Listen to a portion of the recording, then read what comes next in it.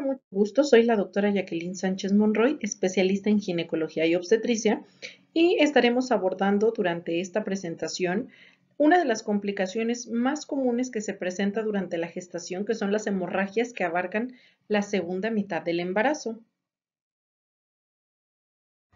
Los sangrados en esta segunda mitad suelen ser de mayor preocupación para la paciente porque aquí el embarazo ya se encuentra más avanzado. Entonces, siempre serán un dato importante de alarma porque puede significar riesgo tanto para la vida del bebé como de la madre. Y aquí tenemos diferentes tipos de sangrado, desde algo que puede ser leve, como una hemorragia cervical asociado con cambios en el cuello uterino, que normalmente serán sangrados escasos, y las complicaciones más graves, como es el desprendimiento prematuro de placenta normoinserta, placenta previa y la ruptura uterina. Vamos a comenzar hablando del desprendimiento prematuro de placenta normoinserta. Y esta, como definición, es la separación prematura de una placenta que está bien implantada en la pared uterina y que ocurre después de las 20 semanas de gestación, pero antes del parto. Si nosotros recordamos, el alumbramiento corresponde al tercer periodo del trabajo de parto. Aquí estamos hablando que aún el bebé no ha nacido y ocurre un desprendimiento placentario. Normalmente aquí el diagnóstico llega a ser retrospectivo y por ultrasonografía se evidencia cuando se puede ver la presencia de algún coágulo sobre el lecho placentario con separación del tejido placentario subadyacente o suele no mostrar evidencia si el tiempo es breve. Un tercio de las hemorragias del tercer trimestre se deben a desprendimiento de placenta y esta puede complicar del 0.5 al 2% de todos los nacimientos y 50% están relacionados con un síndrome hipertensivo. Entonces hay que ser muy cautelosos en nuestras pacientes con preeclampsia porque pueden llegar a presentar estas complicaciones. La etiología se desconoce la causa principal, pero sí se ha relacionado con múltiples factores de riesgo, como es el antecedente de traumatismo o fuerza mecánica por descompresión, la hipertensión materna, como habíamos platicado, el tabaquismo o el uso de cocaína. Entonces hay que interrogar si es que nuestra paciente utiliza algún tipo de droga, la edad, la multiparidad, alteraciones en la coagulación, principalmente trombofilias, como son la mutación del factor 5 Leiden y el gen de protrombina, deficiencia de proteínas C, S y antitrombina, ruptura de membranas, y que esta también puede estar ya complicado con una corioamnionitis o antecedente de desprendimiento placentario. ¿Cómo vamos a encontrar aquí la patogenia?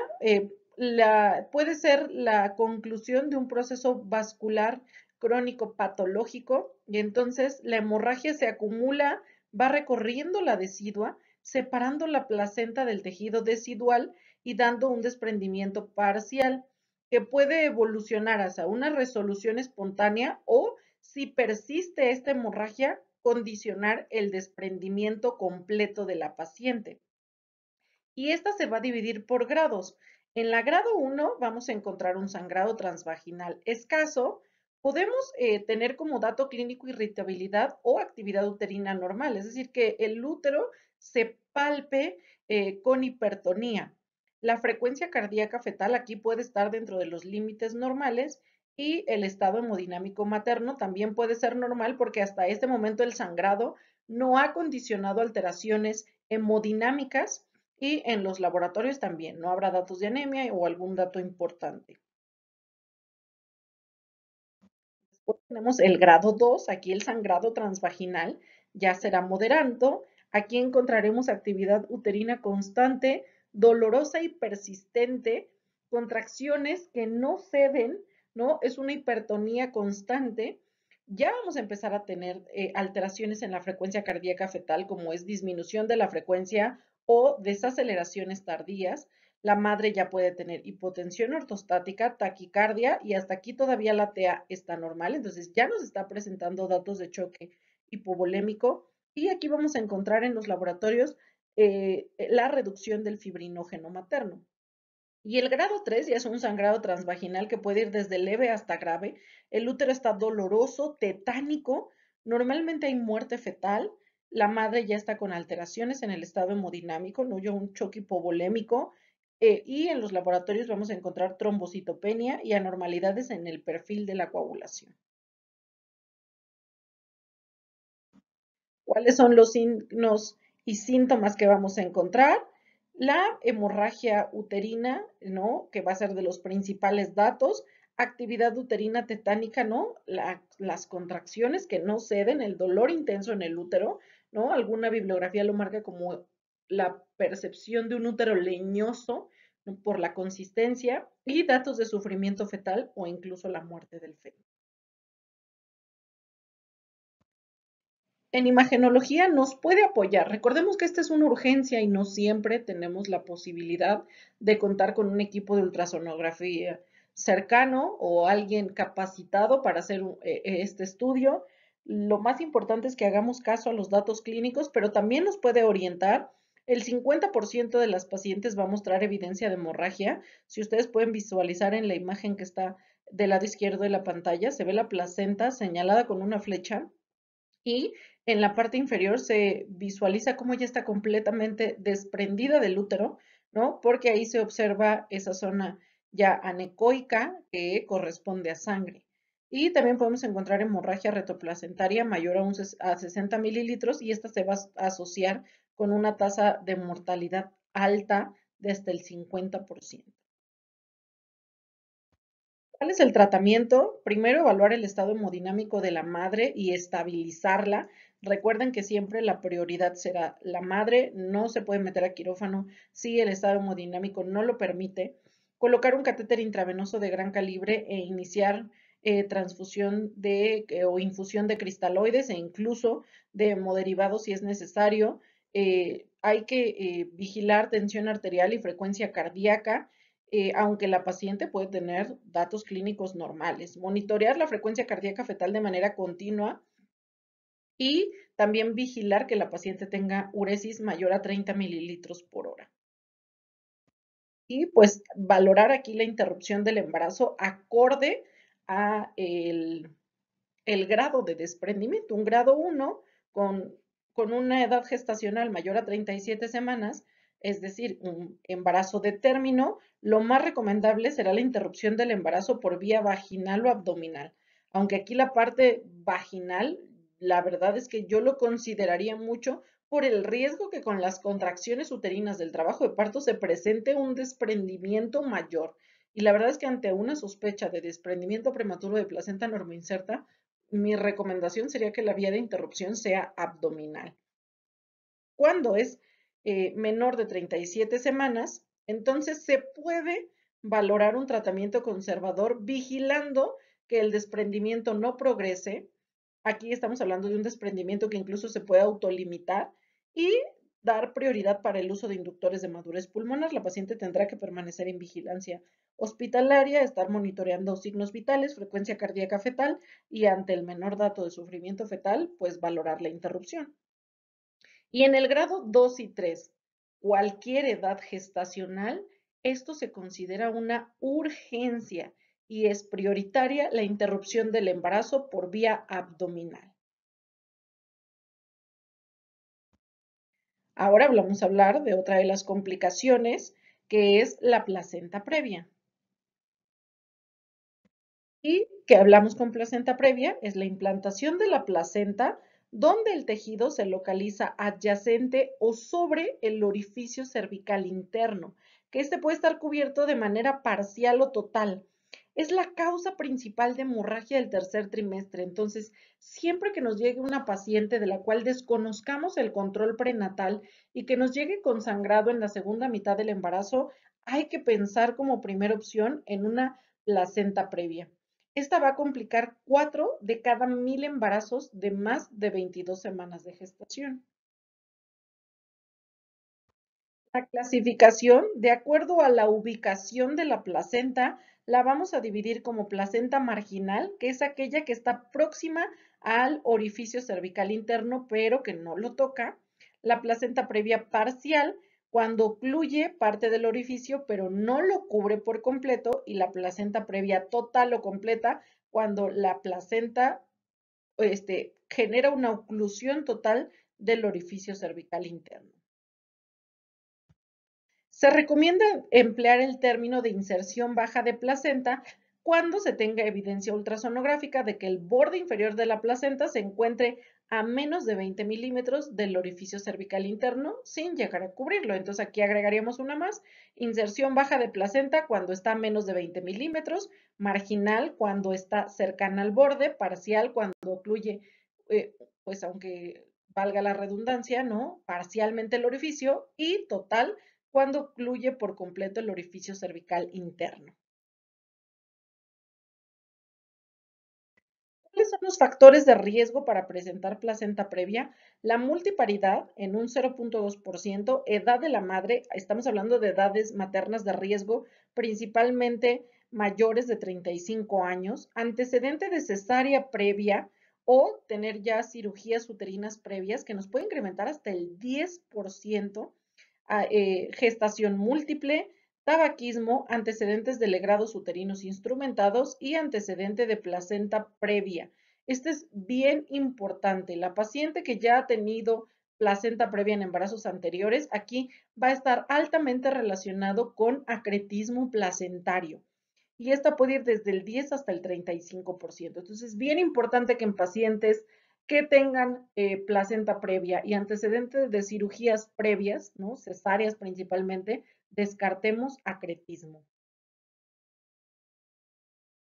¿Cuáles son los signos y síntomas que va a presentar la paciente? Pues ya que estamos hablando de hemorragias, pues evidentemente será el sangrado transvaginal, que aquí es diferente al del desprendimiento prematuro de placenta. Si ustedes recuerdan, cuando hablamos de desprendimiento hablábamos de un útero que va a estar hipertónico, contracciones uterinas muy dolorosas. En este caso, en la placenta previa vamos a tener una hemorragia vaginal indolora, ¿no? Entonces, esto nos puede ayudar a hacer un diagnóstico diferencial.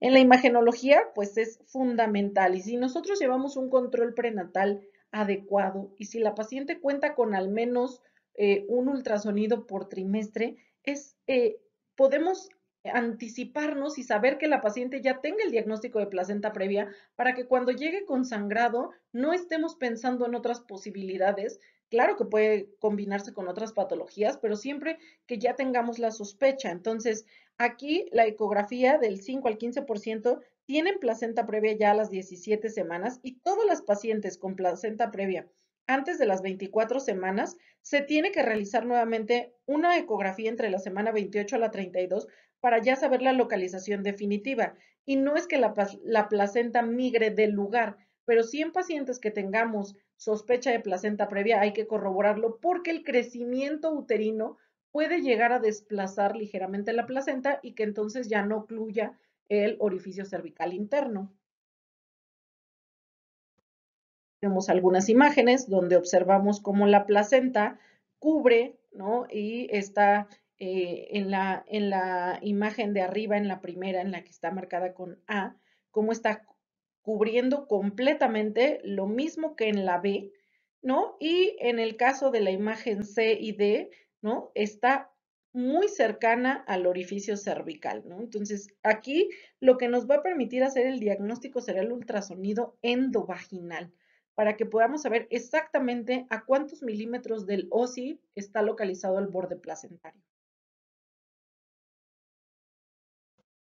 El tratamiento, igual hay que dar prioridad al estado hemodinámico de la paciente, hay que estabilizarla, colocar catéter intravenoso, vigilar tensión arterial, frecuencia cardíaca, monitorear la frecuencia cardíaca fetal, transfusión de hemoderivados en caso necesario y monitorear la diuresis. Esto es prácticamente lo mismo, porque recuerden que aquí estamos hablando de sangrados y hemorragia que pueden llegar a poner en peligro la vida de la mamá. Entonces, antes de pensar en salvaguardar al feto, es muy importante que tengamos a una madre estable que pueda tolerar el ingreso a una cirugía de emergencia. Y entre la semana 24 a 36, si el sangrado no compromete la vida de la madre, es decir, que ella se encuentra con estabilidad hemodinámica, el manejo será expectante. tenemos que hospitalizar a la paciente, vigilar el sangrado, aplicar esquema de madurez pulmonar, hidratación y transfusión sanguínea en caso necesario, tocolíticos para evitar contracciones y que esto no incremente el sangrado, reposo y también procurar dar ablandador de heces para que la paciente no tenga que pujar y que esto pueda condicionar sangrado, suplementos con hierro, vitamina C y cada 3 semanas estar haciendo valoraciones ecográficas. Una vez que lleguemos entre la semana 36 y 37, por el riesgo que supone la placenta previa, se tendrá que realizar la interrupción del embarazo por vía abdominal. Aquí está contraindicado el parto, pues por el riesgo de sangrado.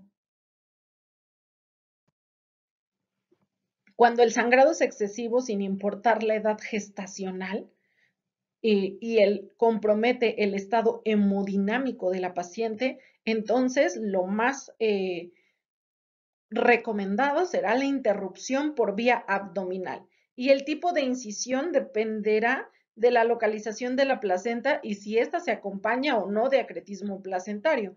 En estos casos no está tan recomendada la incisión tipo Kerr, que es una incisión a nivel del segmento, porque muchas de las placentas se encuentran localizadas ahí y eso podría condicionar mayor sangrado. En este caso sí se puede utilizar una incisión de una cesárea corporal o clásica para poder sacar al feto y después ya hacer la extracción de la placenta. En el caso de que estemos hablando de un acretismo, ya el tratamiento será completamente diferente porque la paciente va a meritar histerectomía.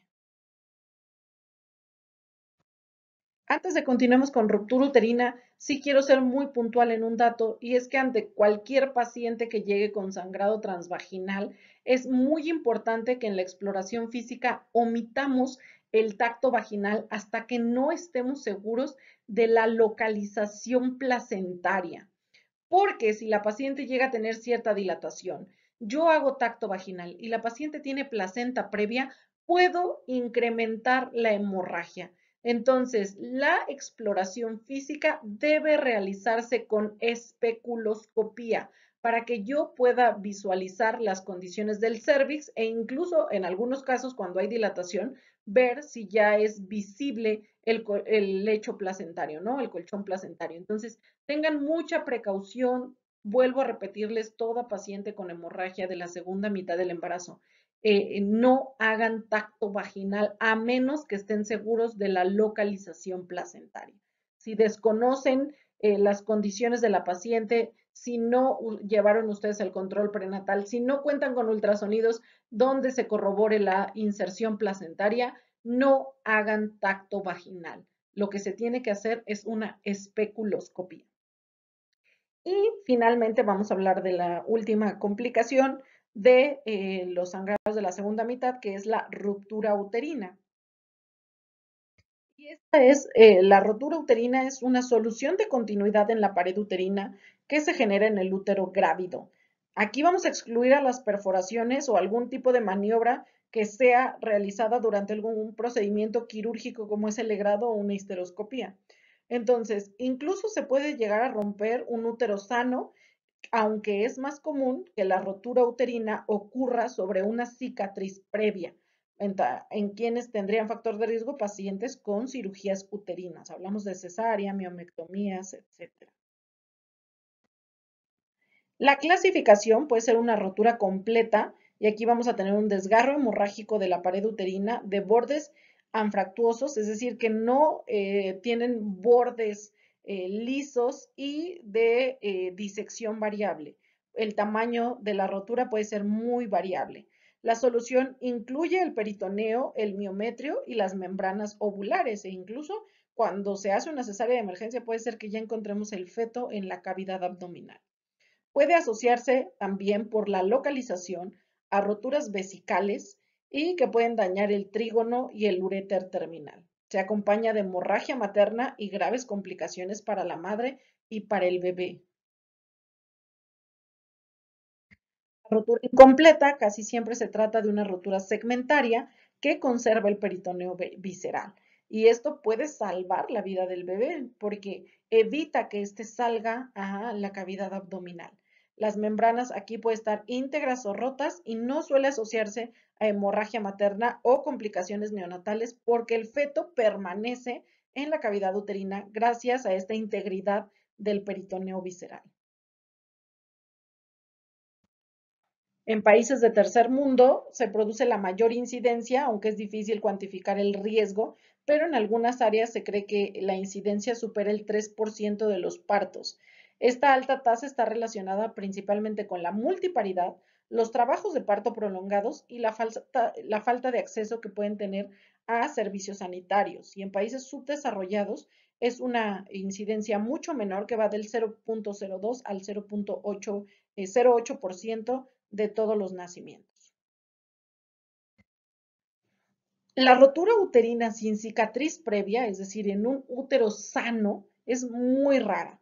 Es de 1 en cada 5.700 a 1 en cada 20.000 embarazos y está asociado principalmente con intento de parto vaginal con cesárea previa. O sea, la mayor cantidad de pacientes que van a presentar esta complicación son aquellas que se intenta un trabajo de parto y que ya cuentan con el antecedente de una cesárea. Eso quiere decir que toda paciente con cesárea previa debe tener otra cesárea. No.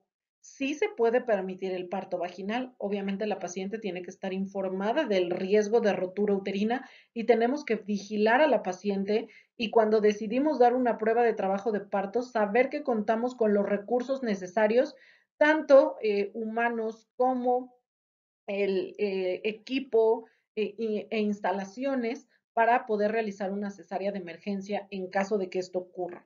Entonces, sí puede tener una mujer parto después de una cesárea, siempre y cuando haya pasado al menos 18 meses entre la cesárea anterior y el inicio del nuevo embarazo.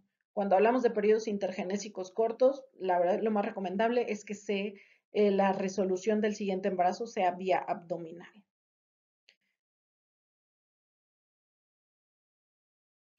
Los factores de riesgo, debilidad intrínseca de la pared o arquitectura normal del útero, pues por cirugías previas, la gran multiparidad, intervalo intergenésico reducido, menor a 18 meses, edad materna avanzada, obesidad, un IMC mayor de 40, la macrosomía fetal, placentación anormal, como es la placenta previa o la placenta de inserción baja, histerorrafia en una sola capa, y esto es importante, la manera en la que cerraron eh, eh, la, la incisión uterina en la cirugía previa es muy importante. Cuando solo se cierra en un plano, tiene mayor riesgo. Cirugía uterina previa, como es la miomectomía, la utilización de uterotónicos, como es misoprostol, oxitocina, y maniobras obstétricas traumáticas, como es la maniobra de Christeller, la cual ya está proscrita. El cuadro clínico, tenemos una paciente que está en trabajo de parto con actividad uterina intensa, ¿no? Contracciones que tienen una frecuencia entre cada 1 o 2 minutos, dolor o molestias generalizadas en el abdomen o en la zona suprasinficiaria y que el dolor no cede a pesar de que ya se quitó la contracción. La paciente se refiere con dolor en la parte baja, ¿no? Cerca de la sínfisis del pubis de manera constante. Se muestra inquieta, con taquicardia, incluso con cierto grado de ansiedad. Y podemos encontrar alteraciones en la frecuencia cardíaca fetal.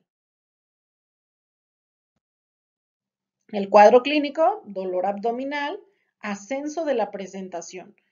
Y aquí ya hablamos de complicaciones graves. Cuando un bebé, nosotros hacemos tacto vaginal y ya lo encontrábamos en segundo o en tercer plano de Hodge y volvemos a hacer tacto y ya no localizamos la presentación a la misma altura, puede ser porque este bebé ya se encuentra en cavidad abdominal.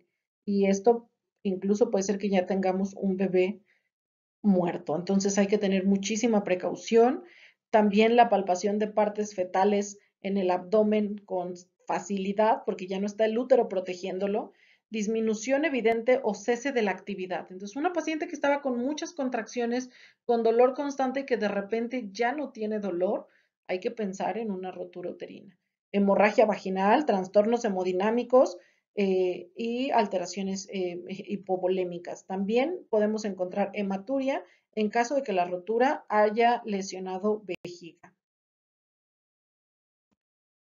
Tenemos que hacer, la morbilidad neonatal es mayor Si el tiempo transcurrido entre el establecimiento de una desaceleración prolongada en el registro cardiotocográfico y el parto supera los 18 minutos. Entonces, es muy importante que si tenemos sospecha, realicemos la interrupción del embarazo por vía abdominal lo más pronto posible. Y una vez que identificamos cómo está el útero después de que nació el bebé, hay que valorar si esa lesión puede ser reparada o si finalmente se decide hacer una histerectomía obstétrica de acuerdo a las condiciones en las que encontremos el útero y al estado hemodinámico de la paciente. Muy bien, pues ahí agrego la bibliografía. Espero que esta presentación sea de provecho para ustedes y lo más importante es que aprendamos a identificar cada una de estas complicaciones, ¿no? En resumen, el desprendimiento prematuro de placenta normoinserta va a presentar dolor abdominal, sangrado transvaginal. La placenta previa es un sangrado indoloro y el antecedente probablemente de que ya haya sido diagnosticada la inserción baja de placenta o la inserción previa total o parcial. Y en el caso de la rotura uterina es una paciente en trabajo de parto que presenta pues todo el cuadro clínico anterior. Y pues con esto doy por terminado. Les agradezco su atención.